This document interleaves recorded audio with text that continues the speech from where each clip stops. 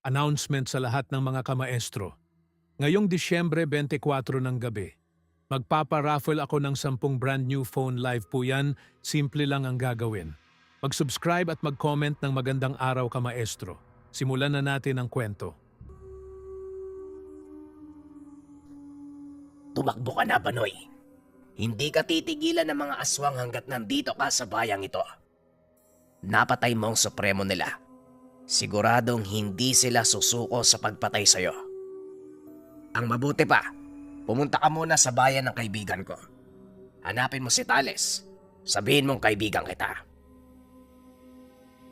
Wika ni Kadandi, ang kanilang leader. Kasalukuyan silang umaatras sa pagsalakay. Nais nilang makuha ang binatang si Banoy. Bagong miyembro pa lang si Banoy ng samahan, pero mas marami na itong napatay kumpara sa mga nauna sa kanya sa grupo.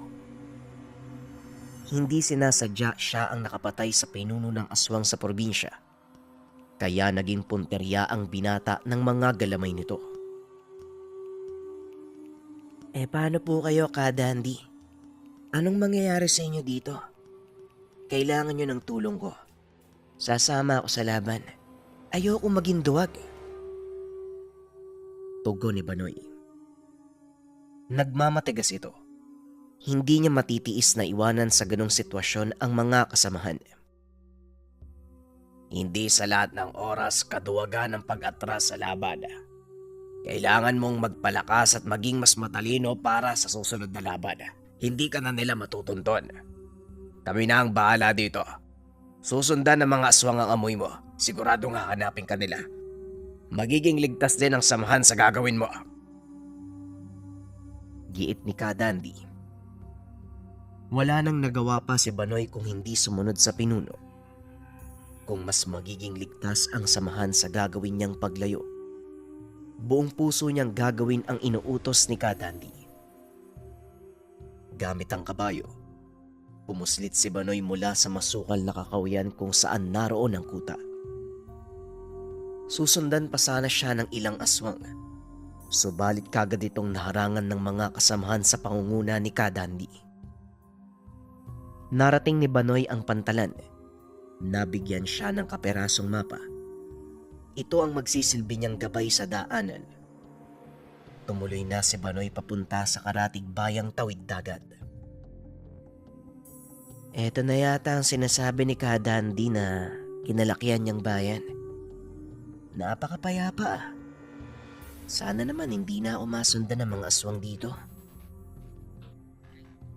Wika ni Banoy sa sarili. Habang pababa sa bangkang nagatid sa kanya sa mapayapang bayan ng Borongan. Kagad niyang hinanap ang sinabing baryo. Hawak niya ang papel kung saan makikita ang taong nagngangalang Tandang Tales. Sinubukang magtanong ni Banoy sa mga tao sa pantalan. Mawalang galang na sa'yo, bata. Alam mo ba kung nasaan yung baryong to? Tanong ni Banoy sa kargador. Naitago na lang natin sa pangalang Boy. Ipinakita niya ang kaperaso ng papel na ibinigay ni Kadandi. Pwede mo akong tawaging Boy. At saka hindi na ako bata Magkaedad lang siguro tayo. Yan ba? Medyo may kalayuan yan dito. Kailangan mo pang sumakay. Wika ni Boy. Itinuro niya ang daanan kay Banoy papunta kay Tandang Tales. Lumalabas na aabutin pa si Banoy ng ilang oras bago marating ang lugar. Pagkababa sa bayan, mahaba pa ang lalakarin niya bago marating ang tahanan ni Tandang Tales. Maraming salamat sa tulong mo kaibigan. O paano? Mauna na ako. Mag-iingat ka. Wika ni Banoy. Walang anuman pero payo lang Umiwas ka sa mga taong gusto kang lapitan. O hindi kaya kapag inalo ka ng kung anong bagay. Umiwas ka. Dayo ka dito. Mainit ka sa mata ng mga residente. Kagad namang sinundan ni Banoy ang itinurong daan ni Boy. Ilang sandali pa ang lumipas. Napansin ni Banoy ang pagtitig ng mga taong naroon. Maingat si Banoy. Pinakikiramdaman ang bawat galaw ng mga residente. Nakasanayan na ito ng binata dahil sa ilang taong paniniraan kasama ang mga manunugis ng aswang sa kagubatan. Nanatili lang siya sa paglalakad. Tinandaan ang bili ni Boy na iwasang makipag-usap sa mga lalapit sa kanya. Pasado 3:00 ng hapon, narating na ni Banoy ang paanan ng kabundukan. Ito na yung sinasabi ni Boy na kailangan kong ikutin.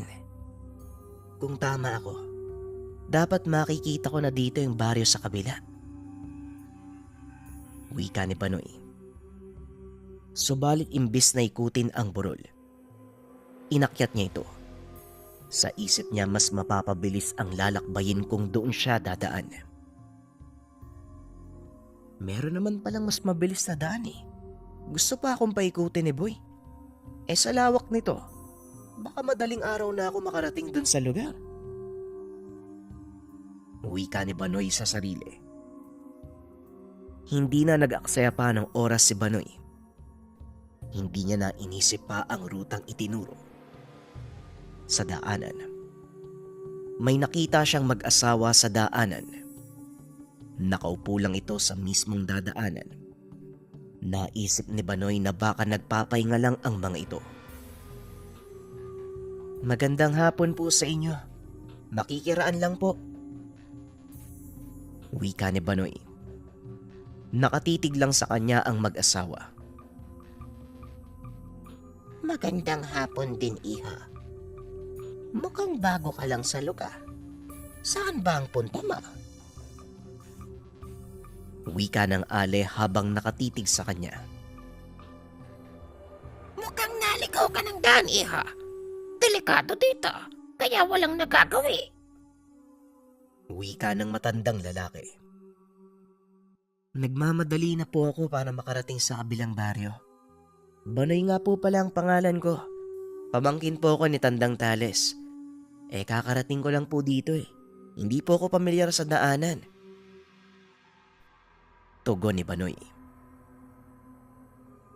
Ang mabuti pa, bilisan mo na ang paglalakad mo, iha. Mahirap na. Baka abutan ka ng dilim sa kakauyang ito. Siguradong hindi ka na makakalabas. Wika ng matandang lalaki. Itago na lang natin ang pangalan nito bilang Ambo. Iha, ikamusta mo kami kay Tandang Tales, ha? Wika ng matandang babae na ang pangalan ay Metring. Magalang namang naglakad si Banoy at nagpasalamat. Bagamat may kakaibang pakiramdam sa dalawa, hindi niya ito pinansin pa. Ang gusto lamang niya ng mga sandaling ito, makarating sa baryo at makapagpahinga. 4 na araw na siyang walang tulog. Hindi na din niya maalala kung kailan huling kumain. Magulo ang isipan ni Banoy. Maayos namang nakarating si Banoy sa baryo. Kagad niyang tinanong ang pinakaunang taong nasalubong. Maswerte si Banoy. Nakausap niya si Milagros, anak mismo ni Tandang Tales. Kagad niya itong dinala sa tahanan. Tay, may naghahanap po sa inyo. Banoy ho yung pangalan. Andyan po sa bakuran. Wika ni Milagros. Napuntahan mo na ba si Aling Cora? Nasa na ba yung naipangako niyang manok? Bayad yun sa ginawang pinsala ng aso niya sa taniman natin eh. Ang mabuti pa, kuhain mo na nang mailuto na natin. Wika ni Tandang Tales habang sinisilip si Banoy sa bakuran. Magandang hapon po. Kayo po ba si Tandang Tales? Banoy nga po pala ang pangalan ko. Wika ni Banoy. Gabi na iho, hindi hapon. Ano ba ang kailangan mo? Bakit ka napadpad ng alanganing oras? Wika ni Tandang Tales. Pasensya na po sa abala. Pinapunta po ako dito ni Ka Dandy eh. Ang sabi niya, hanapin ko po kayo. Alam niyo daw po ang gagawin eh. Medyo magulo na po doon sa pinanggalingan ko eh. Wika ni Banoy. Bagyang nanlaki mga mata ng matanda at napakamot sa ulo. Ay nako, anong kaguluhan na naman ba ang pinasok ni Dande? Kinakabahan ako ha. Ang mabuti pa, pumasok ka na muna sa loob. Doon natin pag-usapan ang detalye. Ano nga uli ang pangalan mo, iho? Anong ng matanda? Banoy po, maraming salamat po sa pagtanggap. Tumuloy na ang binata sa loob ng tahanan at naupo sa kawayan. Maya-maya pa, dumating na si Milagros dala ang manok na pinakuha ng ama sa kapitbahay. Anak, si Banoy pala. Kaibigan ni Tio Dande mo. Dito muna siya sa atin tutuloy pansamantala. Ang mabuti pa, ipag-init mo muna kami ng tubig nang mainitan ng sikmura habang nag-uusap. Wika ni Tandang Tales. Hindi nga naglaon. Seryosong nag-usap ang dalawa.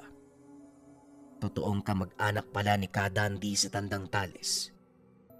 Dati itong taga-suporta ng mga manunugis ng aswang.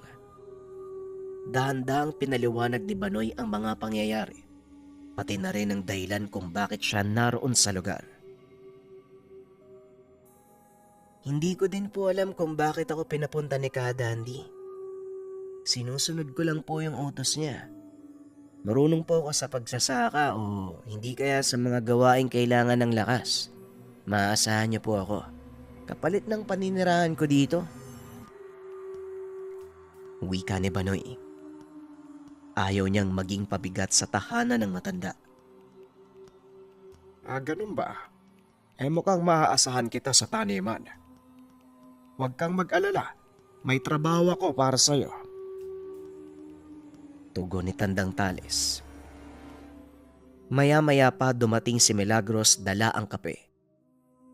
Sandali itong sumulyap kay Banoy. Pero nakatuon lang ang atensyon ng binata sa sinasabi ni Tandang Tales. Ipinaayos naman ng matanda kay Milagros ang bakanteng kwarto sa tahanan upang magamit ni Banoy. Malawak naman ang tahanan ni Tandang Tales at meron pang bakanteng kwarto na ginawang tambakan.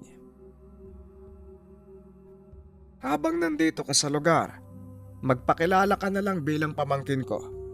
Tapos itong si Milagros, pinsan mo. Hanggat maaari, walang dapat makaalam sa pinagmulan mo at kung sino ka talaga. Kailangan nating maitago ang pagkakakilanlan mo. Kung sakaling makarating sa bayang ito ang mga tumutugi sa'yo. Ang mabuti pa, magpahinga ka na muna. Bukas ililibot ka ni Milagros sa baryo para maging pamilyar ka sa lugar. Banoy, ayoko ng gulo dito sa baryo namin ha. Walang karahasan. Tahimik ang mga tao. Ayaw nila sa gulo kaya igalang mo din. Nagkakaintindihan ba tayo? Wika ni Tandang Tales. Wala nang ibang nasabi si Banoy. Sumang-ayon lang ito sa sinabi ng matanda. Pagkatapos sumunod na kay Milagros para makapagpahinga. Sa layo ng nilakad at mga naganap sa pinanggalingang lugar, kagad nakatulog si Banoy. Madaling araw ay napabangon siya. Binangungot ito. Nahanap na ng mga aswang ang pinagtataguan.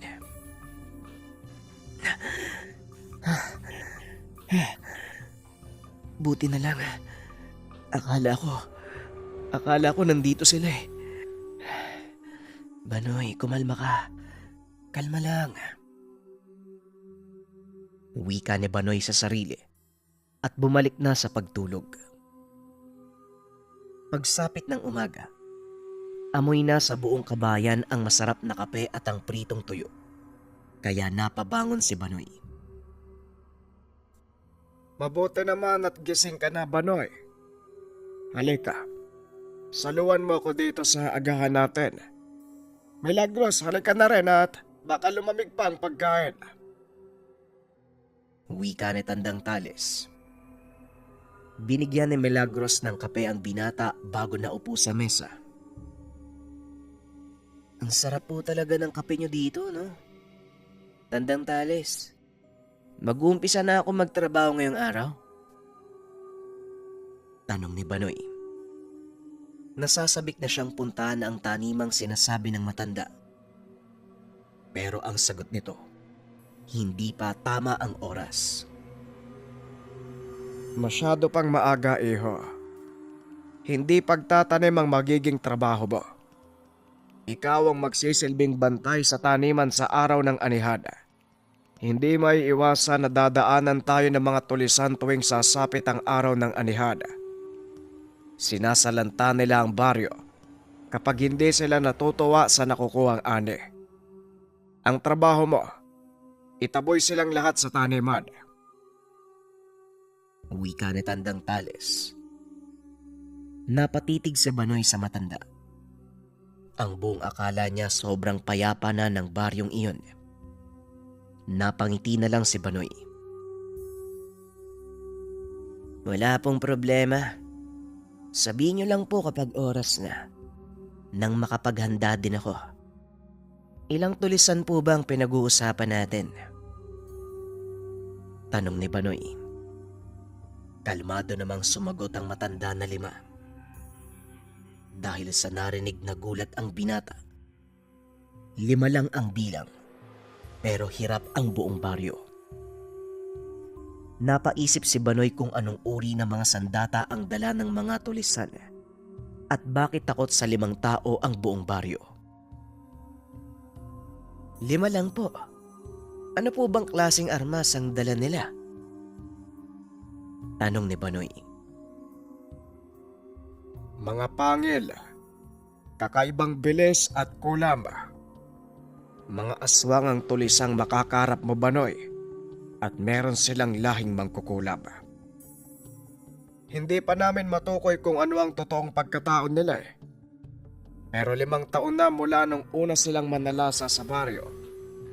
At para sa ikakatahimik nila, binibigyan namin sila ng kalahati ng ani. Sa oras na pumalya kami, gabi-gabi nilang ginagambala ang baryo. Naghanap sila ng mabibiktima kapalit ng alay sa kanila. Wika ni Tandang Tales.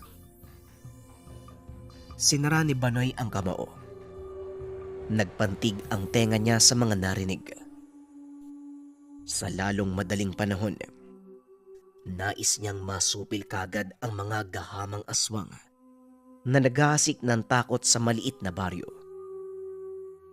Napaubo naman bigla si Milagros na tila may naalala, pero hindi naman ito pinansin pa ng ama.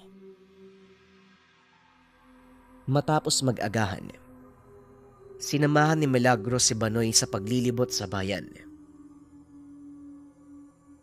Medyo malawak pala ang baryo niyo, Milagros. Bakit natatakot kayo sa 5 aswang? Pasensya na kung nagtatanong ako Pero gaano ba kahina ang mga kalalakihan dito? Wika ni Banoy.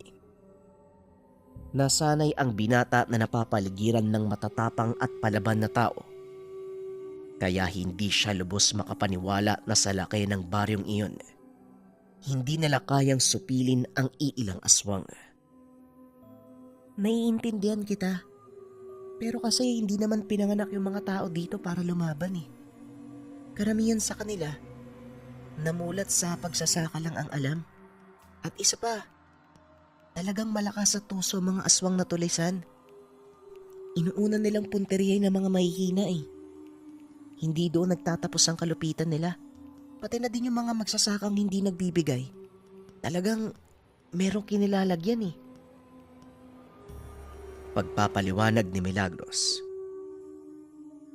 Nagpatuloy lang sa paglalakad ang dalawa hanggang sa maabot ang lugar kung saan tanaw ang malawak na bukid.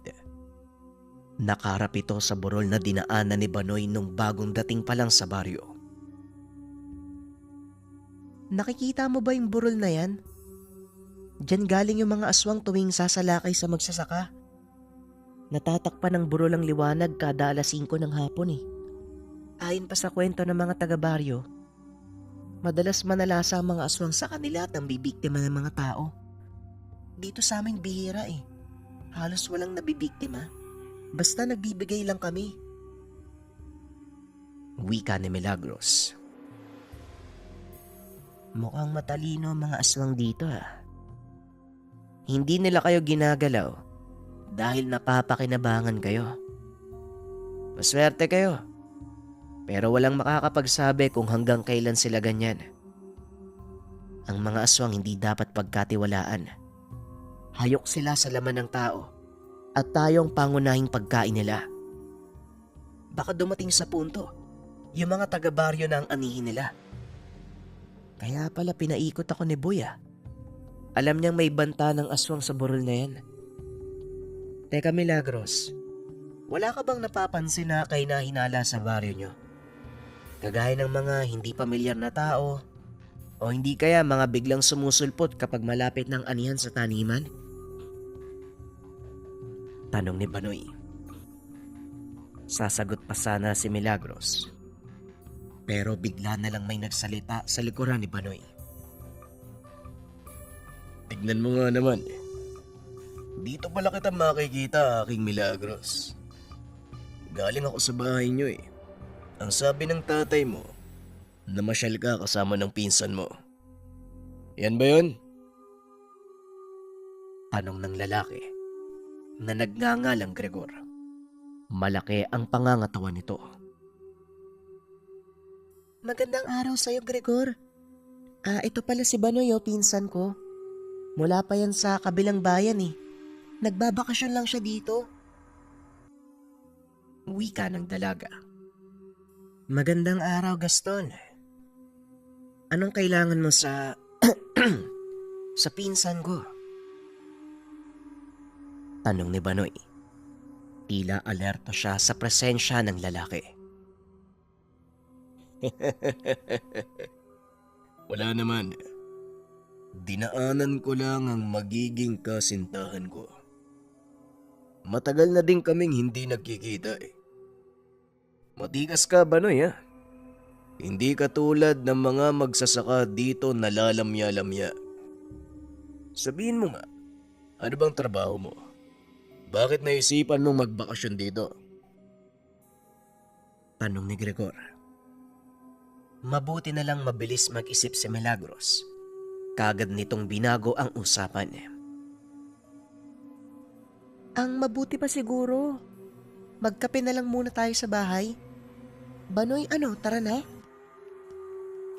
Wika ni Milagros. Natuwa naman si Gregor sa narinig. Gusto niyang pinagsisilbihan siya ni Milagros. Pumunta ang tatlo sa tahanan ni Tandang Tales. Nadatna ng matanda na abala sa mga alagang gulay sa bakuran. Magandang araw po ulit, Tandang Tales. Inimbitahan po ko ni Milagros para magkape. Nakakaya naman pong tumanggi. Wika ni Gregor. Milagros, dito muna ako sa labas ha. Mag-iikot pa ako sa baryo eh. Gregor, maiwan ko na muna kayo. Wika ni Banoy upang makaiwas sa lalaki. Kakaiba ang pakiramdam ni Banoy kay Gregor. Tila pamilyar ang presensya nito sa kanya. Uhaw ito sa dugo at kagustuhang pumatay. Kagad inalis ni Banoy ang tingin kay Gregor. Mabilis nag-init ang dugo ni Banoy. Nag-iingat siyang makagawa ng gulo sa baryong iyon. Alinsunod sa bilin ni Tandang Tales. Naisipan naman ni Banoy ang umikot muna sa tahanan. Nais niyang mapakinggan ang pag-uusap ng dalawa sa loob. Para na din masiyasat ang pagkatao ni Gregor. Kilala ko ang karakas na mga katulad mo. Malabong magkamali ako eh. Aswang ka, Gregor. Tignan natin kung makakatagal ka sa bahay nila Milagros. Wika ni Banoy sa sarili. Marahan siyang pumasok sa kusina gamit ang pintuan sa likuran ng bahay. Naglagay ng luya at bawang sa maliit na kaldero at binuhusa ng suka. Pagkatapos, pinakulo ito at hinayaang malanghap ng mga nasa loob ng tahanan ang singaw. Matapos nun, lumabas at isinarado ang pintuan sa kusina. Tahimik siyang nanatili sa likod ng bahay at pinakiramdaman ang reaksyon ni Gregor. Maya-maya pa, nakarinig na siya ng pag-ubo sa loob ng bahay. Narinig niya na nagmamadaling nagpaalam si Gregor kay Tandang Tales. Patuloy lang ito sa pag-ubo palabas ng bakuran nila Milagros. Tawang-tawa naman si Banoy habang pinagmamasdan si Gregor na papalayo sa tahanan. Kumpirmado. Aswang nga ang isang yun.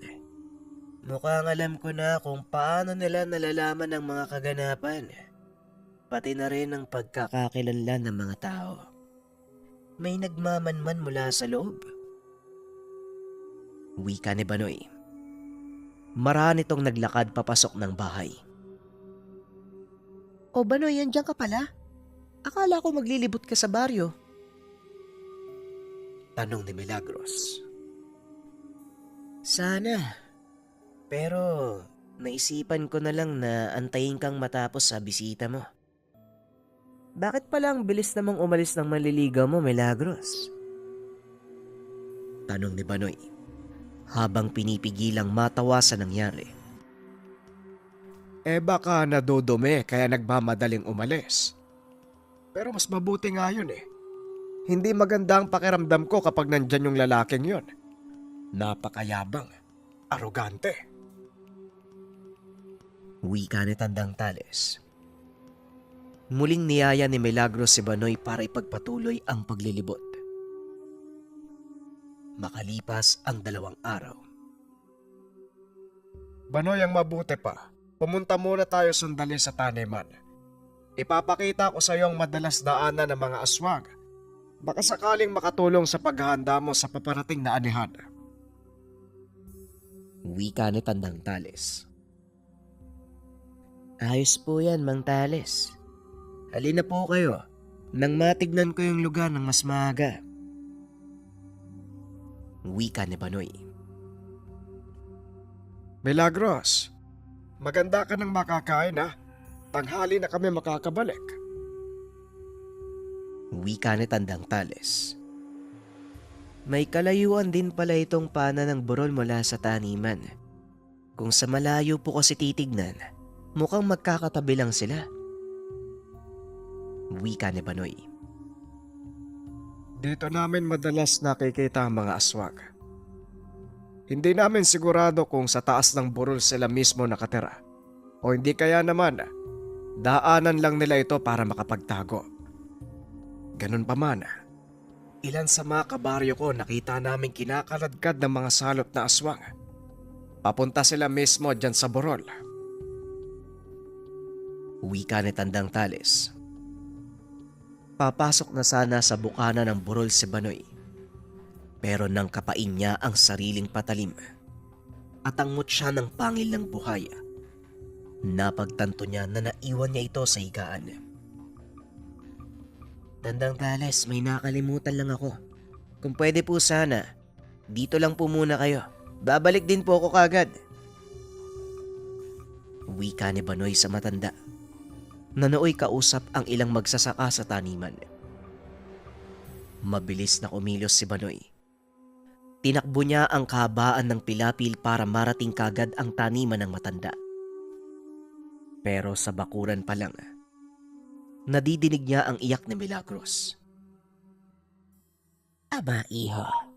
Di ba ikaw yung pamangkin ni Tales? Mabuti naman dumating ka. Kanina, narinig kong nagtatalo si Milagros at yung manliligaw niya. Biglang natahimik eh.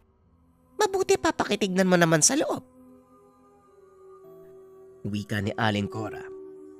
Chismosang kapitbahay ni Tandang Tales. Kagad namang pumasok ng bakuran si Banoy. Malakas ang hinala niya na may masamang pakay si Gregor. Nang buksan ang pintuan, nakita niyang nanghihina si Milagros at halos mawala ng malay. Hanggang sa nakita niya ang aswang. Lalapitan na ito ang hubot-hubad na katawan ng dalaga.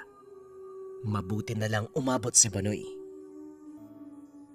Huwag kang makikialam dito kung ayaw mong maunang mamatay. Sobra na ang paghihirap ko sa babaeng to. Hindi ko na kayang magtiis. Dumating ka pa. Alam kong meron kang tinatago.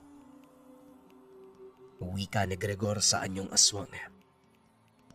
Sinugod ni Gregor si Banoy. Mabilis namang nakaiwas ang binata. Pumunta sa kwarto para kunin ang patalim at mutya. Nagawang sirain ni Gregor ang dingding ng kwarto. Handa na sana siyang sakmalin. Aba, balak mo pang magtago dyan. Nahihibang ka na ba?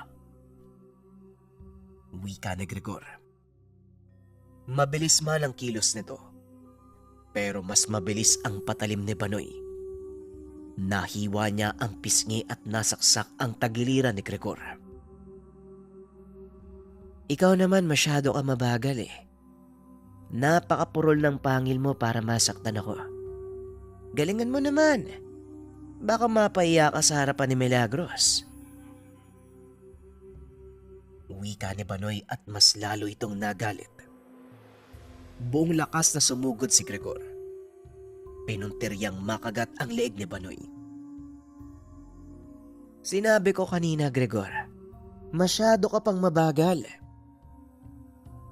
Hindi na nakita pa ni Gregor ang patalim. Mabilis itong bumaon sa kanyang sentido.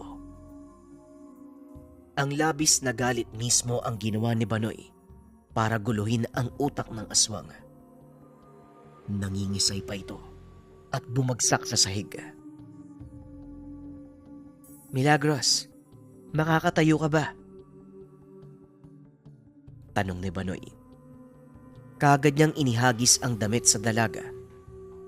Marami itong inalalayang tumayo. Pinaupo sa kwarto habang hinihila ang bangkay ng aswang papunta sa likuran ng tahanan.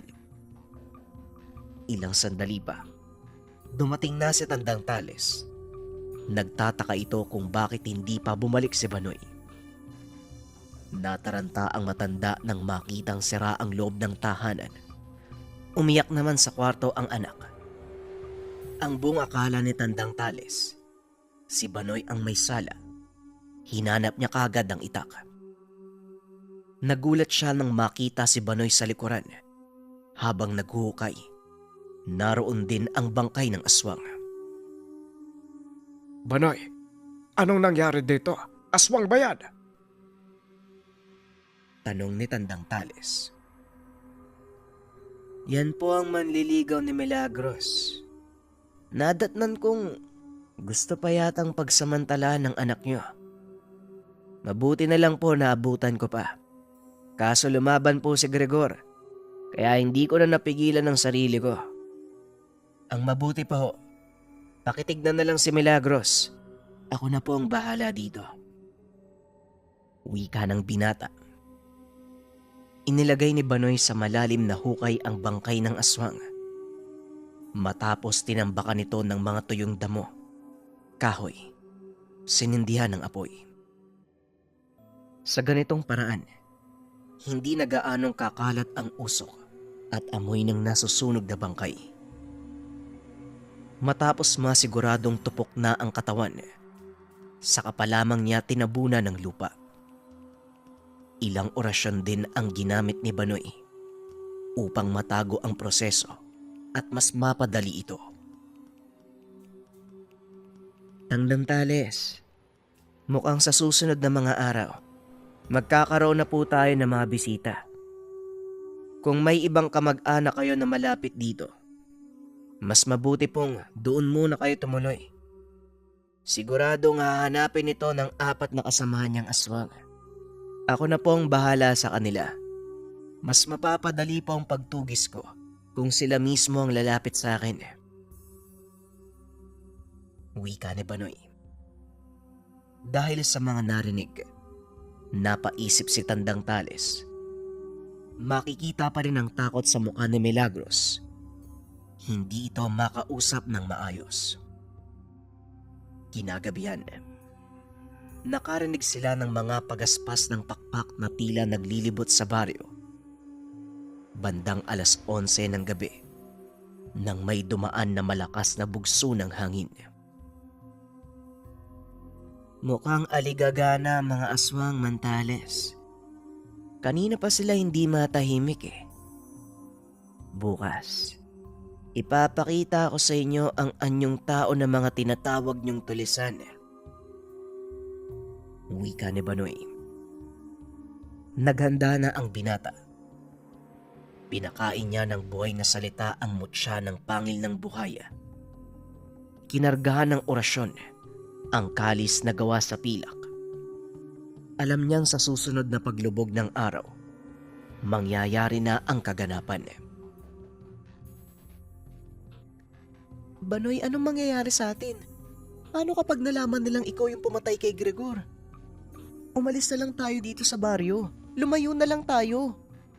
Mas maganda yun kaysa labanan mong mag-isa yung aswang. Siguradong masasaktan ka lang. Wika ni Milagros. Nag-aalala ito para sa masamang sasapitin ni Banoy. Pero mariing tumutol ang binata. Ayon sa kanya, takot na siyang tumakas at magtago. Napilitang iwan ni Banoy ang mga kasamahan para makaligtas. Pero sa pagkakataong iyon, hindi niya naiiwanan ang baryo para sa pansariling kapakanan. Pagsapit ng umaga, nagising si Banoy sa mga boses na nasa labas.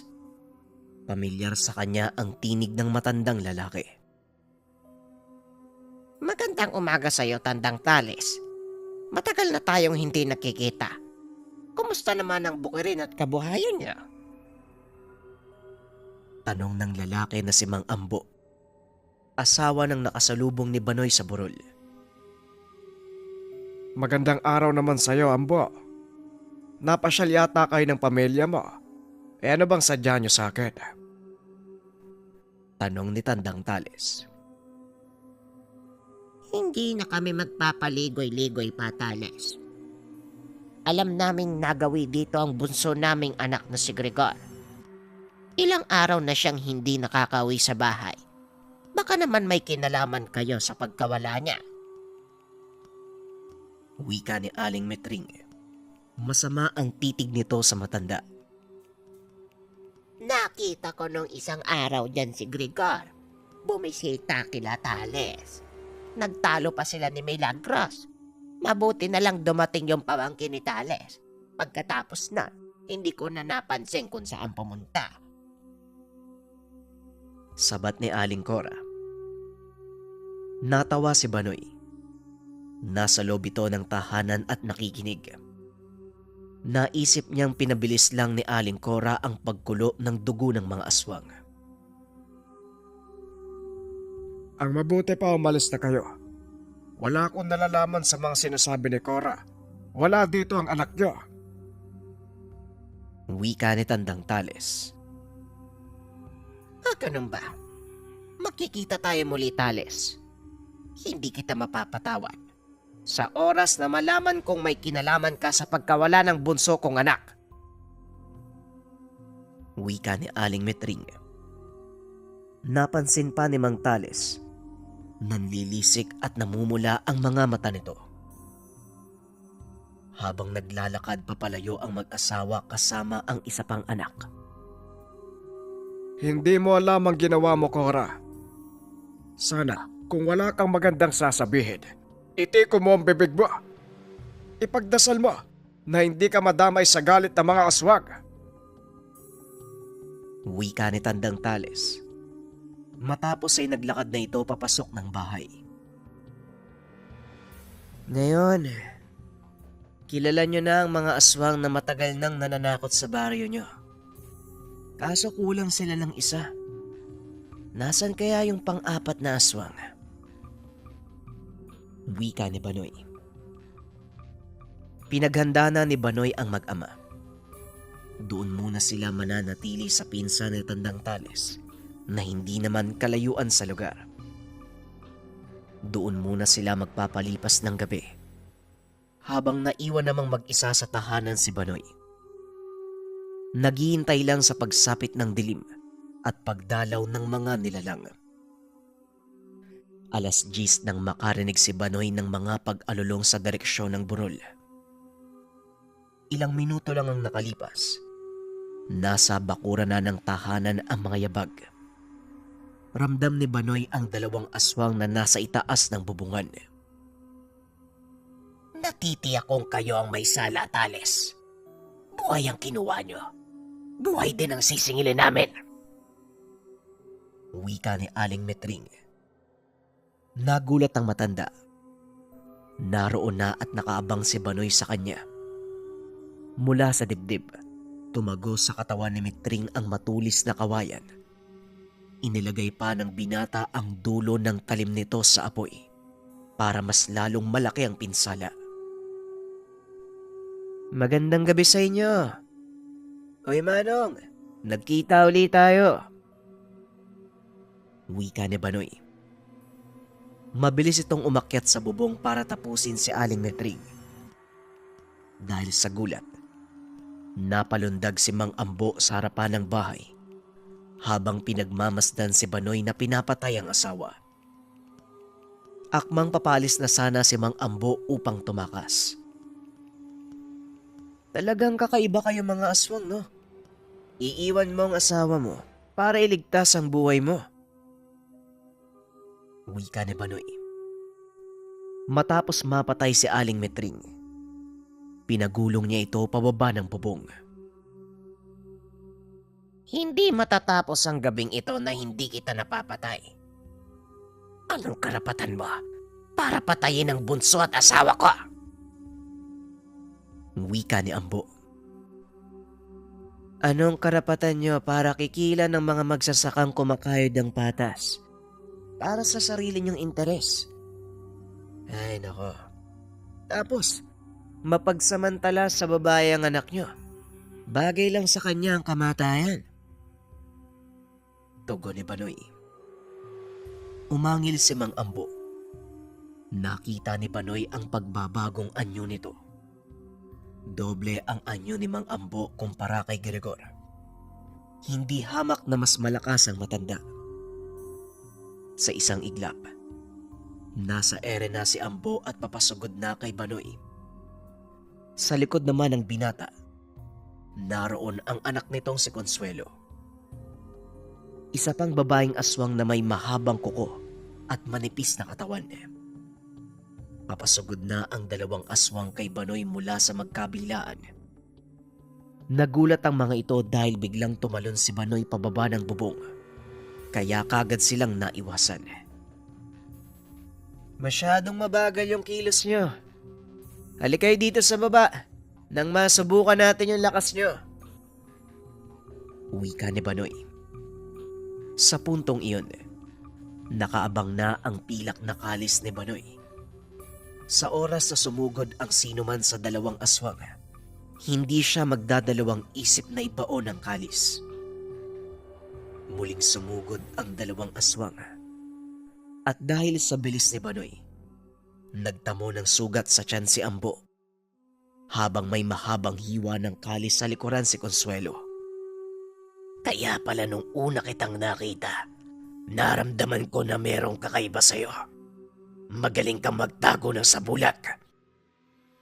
Wika ni Mang Ambo. Lilinawin ko lang Mang Ambo Mas malakas ako kung ikukumpara sa inyo. Kahit magsama-sama pa kayo Malayo ang agwat ng kakayahan ko kumpara sa inyo. Hindi matanggap ni Mang Ambo ang mga narinig. Umorma muli ito ng pagsugod sa binata. Habang si Banoy naman, paikot-ikot lang ang kalis sa kamay na tila naglalaro lamang. Susugod na sana si Banoy para tapusin na ang laban. Balak niya nang patayin ang mag-amang aswang. Hanggang sa mula sa himpapawid, Malakas na lumapag sa harapan ni Banoy ang isa pang aswang. Sa sobrang gulat ay napailag si Banoy. Tay, ate, sapat na po yung nakita ko. Tama na po yan. Tanggapin niyo na po na wala kayong laban sa lalaking to. Iba po ang antas ng lakas niya. Meron po siyang karanasan sa pakikipaglaban. Kung hindi ako papagitna, siguradong mamamatay po kayo. Wika ng nilalang. Ramdam ni Banoy na ito na ang pinakamalakas sa 5 aswang. Hoy, boy! Sinasabi ko na nga ba? Nung una kitang nakita, may naramdaman na ako sa'yo eh. Sa kabila ng kakaibang itsura, nakilala pa rin ito ni Banoy.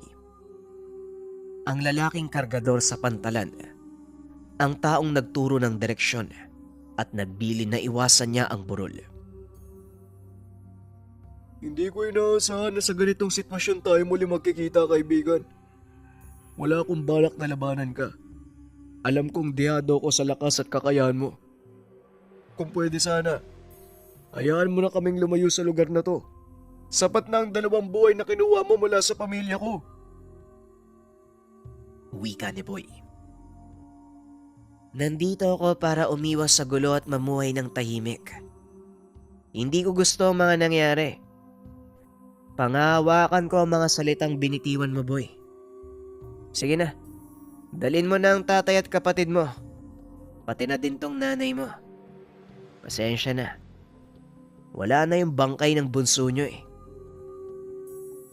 Wika ni Banoy. Makakaasa ka, kaibigan. Maraming salamat sa'yo. Wala namang gagambala sa baryong to. Matapos sa mga binitawang salita, kagad na itong naglaho kasabay ng mga kasamang aswang. Habang si Banoy naman, nakatanaw lang sa bakuran habang pinagmamasdan ang bilog na buwan.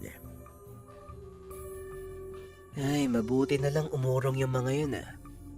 Malalagay ako sa alanganin kung sumama si Boy sa laban. Mukhang malakas yun eh. Wika ni Banoy.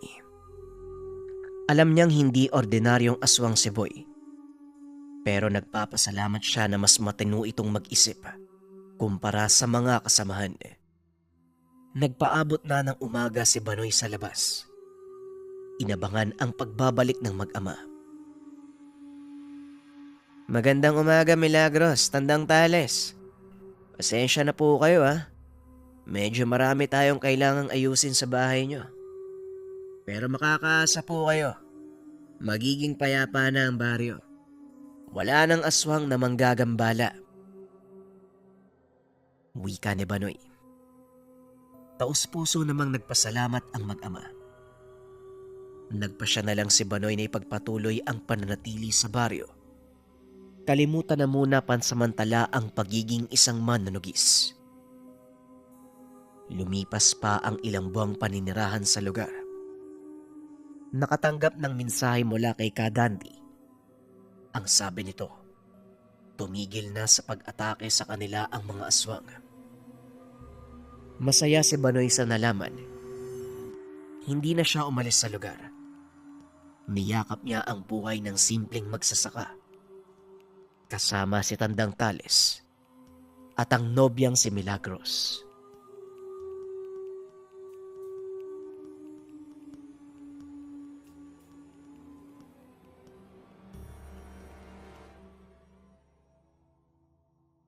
Ang Ninuno.